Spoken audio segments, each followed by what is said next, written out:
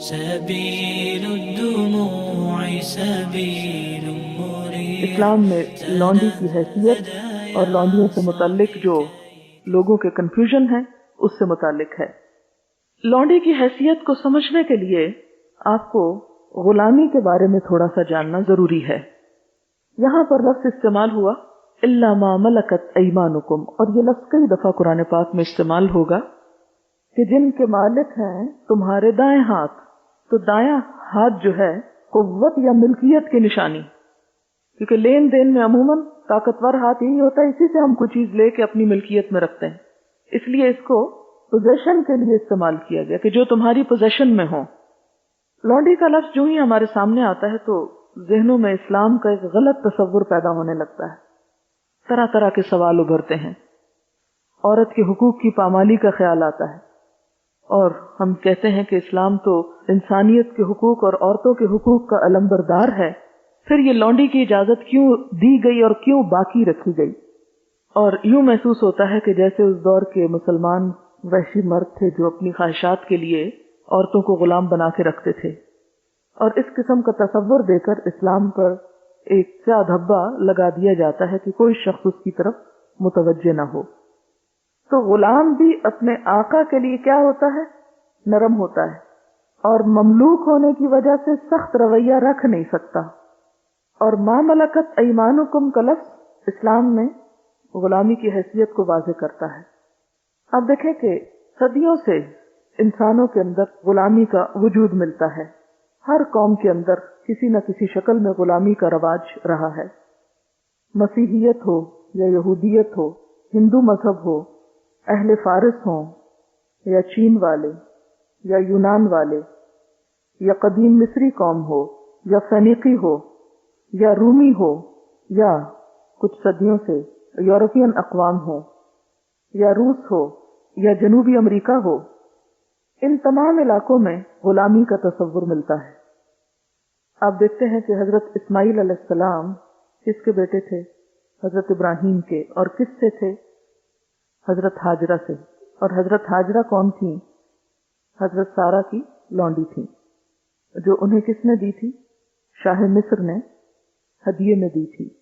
اور پھر انہوں نے آگے وہ حضرت ابراہیم کو دے دی، اور اسی سے حضرت اسماعیل پیدا ہوئے، اور حضرت اسماعیل کی اولاد سے پھر آگے جا کر حضور صلی اللہ علیہ وسلم ہے. غلام مختلف طریقوں سے بنایا جاتا تھا اسلام سے پہلے. لڑائیوں میں مغلوب لوگ غالب لوگوں کے غلام قرار پاتے تھے، یعنی لڑائی میں، جنگ میں جتنے لوگ پکڑے گئے وہ کیا ہو گئے؟ غلام ہو گئے. عورتیں ہوں یا بچے ہوں یا مرد ہوں، سب کے سب. دوسری شکل یہ تھی کہ غریبی یا غربت کی وجہ سے لوگ اپنے بچوں کو بیچ دیتے تھے. تو پہلے زمانے میں بھی یہ ہوتا تھا.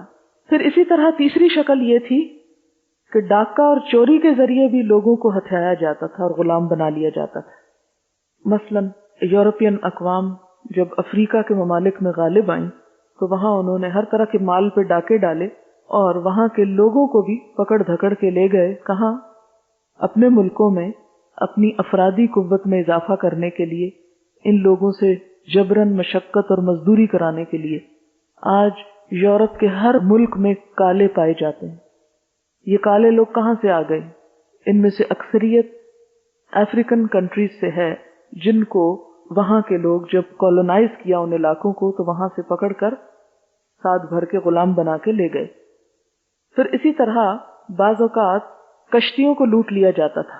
یورپین قزاق پائریٹس جو ہوتے تھے سمندر میں گزرنے والی کشتیوں پہ دھاوا بول دیتے، اور ان میں جو لوگ سوار ہوتے تھے ان کو کڈنیپ کر لیتے، پکڑ لیتے، اور جا کے یورپ کی منڈیوں میں فروخت کرتے تھے. یعنی جا کے انسانوں کا بھی کاروبار یورپ میں اسی طرح ہوتا تھا جیسے بھیڑ بکریوں کا ہوتا ہے. اب آپ دیکھیں کہ یہ سب کچھ اسلام سے پہلے بھی ہو رہا تھا اور اسلام کے بعد بھی ہوتا رہا ہے. اسلام نے آ کے کیا کیا؟ تو اس سلسلے میں آپ یاد رکھیں کہ اسلام نے آ کر اس انسٹیٹیوشن کو مکمل طور پر بند تو نہیں کیا، لیکن اس میں اصلاحات کی. یہ بعد میں بات کروں گی کہ بند کیوں نہیں کیا. جیسے شراب مکمل ممانعت، سود مکمل ممانعت، اسی طرح اور چیزیں بھی، زنا کی مکمل ممانعت، لیکن غلامی کی مکمل ممانعت نہیں کی گئی. مگر اس کی اصلاحات کی گئی. مثلاً ہم دیکھتے ہیں کہ دیگر ممالک میں یا دیگر لوگوں کے پاس جو غلام ہوتے تھے ان کو وہ طرح طرح سے تکلیفیں دیتے، سزائیں دیتے، ان کو بھوکا پیاسا رکھتے، مارتے پیٹتے اور ان سے طرح طرح کے کام لیے جاتے اور انہیں زندہ سامان کا نام دیا جاتا، کموڈٹی. اور اسلام نے آ کر کیا کیا؟ ان کو عزت سے نوازا، ان کو مارنا، قتل کرنا حرام قرار دیا، حتیٰ کہ انہیں گالی دینے اور ان کی توہین کرنے سے بھی منع کیا اور ان کے ساتھ احسان کا سلوک کرنے کا حکم دیا. سورۃ النساء کی آیت 36 میں آپ پڑھیں گے وَبِالْوَالِدَيْنِ إِحْسَانًا وَبِذِي الْقُرْبَى وَالْيَتَامَى وَالْمَسَاكِينِ وَالْجَارِ ذِي الْقُرْبَى وَالْجَارِ الْجُنُبِ وَالصَّاحِبِ بِالْجَنبِ وَابْنِ السَّبِيلِ وَمَا مَلَكَتْ أَيْمَانُكُمْ. والدین کے ساتھ احسان کرو، رشتہ داروں کے ساتھ اور بہت سے اور لوگوں کے ساتھ ذکر کرتے کرتے اور کس کے ساتھ احسان کرو؟ وَمَا مَلَكَتْ أَيْمَانُكُمْ. اپنے لونڈی غلام کے ساتھ بھی احسان کا برتاؤ رکھو. یعنی جیسے والدین کے حقوق ہیں ایسے ہی اور لوگوں کے بھی اپنے اپنے حقوق کے ساتھ لونڈی غلام کے بھی حقوق ہیں. نبی صلی اللہ علیہ وسلم کا ارشاد ہے یہ تمہارے بھائی اور تمہارے خادم ہیں جنہیں اللہ نے تمہاری ملکیت میں دیا ہے. جس کے قبضے میں اس کا بھائی ہو وہ جو کچھ خود کھاتا ہے اسے کھلائے، جو خود پہنتا ہے اسے بھی پہنائے، اور ان کی طاقت سے زیادہ انہیں کام کی تکلیف نہ دو. اور اگر ایسے کام کو ان پہ ڈالو تو ان کے ساتھ تعاون بھی کرو، پھر ان کے ساتھ تعاون بھی کرو. یعنی اگر انہیں کام دیا ہے تو ان پہ نہ ڈال دو بلکہ خود بھی شامل ہو جاؤ کرنے کے لیے. یہ صحیح مسلم کی روایت ہے. اور فرمایا جو شخص اپنے غلام کو تھپڑ مارے یا ضرب لگائے تو اس کا کفارہ یہ ہے کہ وہ اسے آزاد کر دے. پھر اسی طرح غلام کو غلام کہنے سے بھی منع کیا گیا. اس سے زیادہ اور آپ کیا چاہیں گے کہ غلام کو غلام بھی نہ کہو. بخاری کی ایک حدیث ہے اس میں آتا ہے کہ لا یقولن احدکم عبدی و امتی. تم میں سے کوئی بھی اپنے غلام کو یہ نہ کہے میرا غلام میری باندی، یہ نہ کہو. اور نہ غلام کہے کہ میرا پروردگار میرا آقا، بلکہ کیا کہو؟ فتایا و فتاتی، میرا بچہ میری بچی.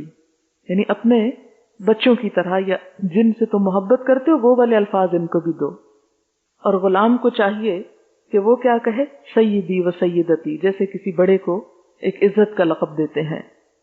فَإِنَّكُمْ الْمَمْلُوكُونَ وَالرَّبُّ اللَّهُ عَزَّ وَجَلَّ. کیونکہ تم سب ہی غلام ہو، یعنی سارے انسان ہی غلام ہیں، لیکن کس کے؟ اللہ کے. جو رب ہے وہ اللہ ہی ہے عز و جل. تو حدیث میں کیا ہے؟ ہم اخوانکم وخولکم، یہ تمہارے بھائی بھی ہیں اور خادم بھی ہیں. ٹھیک ہے تمہارا کام کرتے ہیں لیکن تمہارے بھائی بھی ہیں. پھر اسی طرح ہم دیکھتے ہیں معرور بن سوید سے روایت ہے کہ ہم مقام ربضہ میں حضرت ابو ذر غفاری کے پاس حاضر ہوئے تو دیکھا ان پر ایک چادر ہے اور اسی طرح کی چادر ان کا غلام بھی اوڑے ہوئے ہے. ہم نے کہا کہ اگر آپ اپنے غلام کی چادر بھی خود استعمال کر لیتے تو پورا ایک لباس بن جاتا اور اس کو کوئی اور کپڑا پہنا دیتے. تو انہوں نے کہا میں نے رسول اللہ صلی اللہ علیہ وسلم سے سنا ہے، فرماتے تھے تمہارے غلام تمہارے بھائی ہیں جن کو خدا نے تمہارے قبضے میں دیا، بس جس کا بھائی اس کے قبضے میں ہو اسے چاہیے کہ جو خود کھائے اسے کھلائے، جو خود پہنے اس کو پہنائے، اور کسی ایسے کام کی زحمت اس کو نہ دے جو اس کے لیے ناقابل برداشت ہو، اور اگر اس کو ذمہ داری دے تو خود بھی اس میں شریک ہو جائے.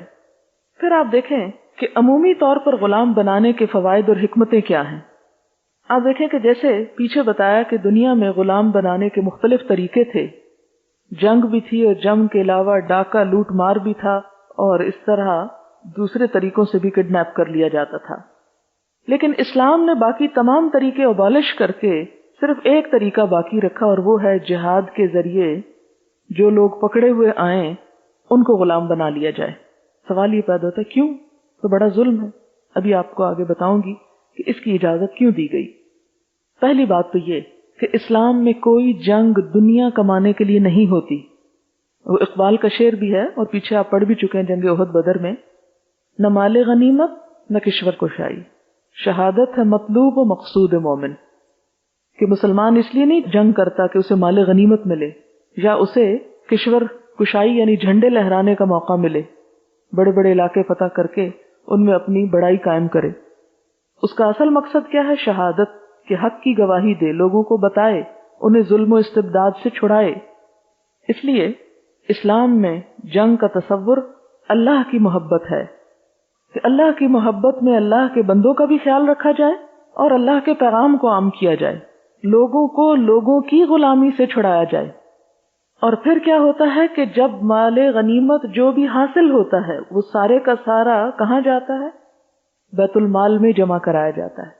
لوٹنے والا خود اپنے گھر نہیں لا سکتا، جانور ہو یا زیور ہو یا ہتھیار ہو، عورتیں ہوں، مرد ہو، بچے ہوں، جو کچھ جنگ میں ہاتھ آیا وہ سارے کا سارا بیت المال میں جمع ہوگا، حتیٰ کہ ایک سوئی دھاگا تک بھی جمع کرا دیا جائے گا۔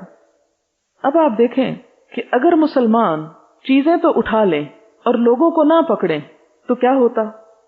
اس میں ایک بہت بڑی خرابی لاحق ہوتی کہ وہ دشمن بھاگ جاتے اور کل کو پھر جمع ہو کے آپ پہ حملہ کر دیتے۔ اس لیے ان کو پکڑنا تو لازم تھا۔ اب پکڑ کر اگر انہیں قید میں ڈال دیں، کسی کال کوٹھڑی میں ڈال دیں، جیل میں بند کر دیں، تو یہ ان پر ظلم تھا۔ کفار تو مسلمانوں کو قید کرتے تھے لیکن مسلمان ایسا نہیں کرتے تھے۔ اب یہ ہے کہ اگر مسلمان انہیں چھوڑتے چلے جائیں تو کیا ہوگا؟ کافر پھر تعداد میں زیادہ ہی رہیں گے۔ دوسری بات یہ کہ قیدیوں کا فائدہ یہ تھا کہ ان کے ذریعے مسلمان اپنے قیدیوں کو بدلے میں چھڑا لیتے تھے، یعنی ایک دفعہ جب جمع ہو جاتے اور مسلمانوں کو کچھ ادھر پکڑے جاتے تو کیا ہوتا؟ مسلمان ان کے بندے دے کر اپنے بندے چھڑا لیتے تھے۔ اگر نہ پکڑتے تو یہ کام نہیں ہو سکتا تھا۔ سمجھ رہے ہیں اس بات کو کہ کافروں کو جب وہ پکڑ لیتے تھے جنگ میں اور ادھر سے مسلمان کچھ پکڑے جاتے تھے تو قیدیوں کا تبادلہ ہو جاتا تھا۔ اب اگر مسلمانوں کو اسلام بین کر دیتا کہ نہیں تم ان کا کوئی شخص نہیں پکڑ سکتے اور ان کو تو کوئی روکنے والا نہیں، وہ مسلمانوں کے پکڑ لیتے، تب مسلمان کس طرح چھڑاتے؟ اس کے لیے بڑی مشکل ہوتی، لہٰذا وہ عدلے کا بدلہ ہو جاتا۔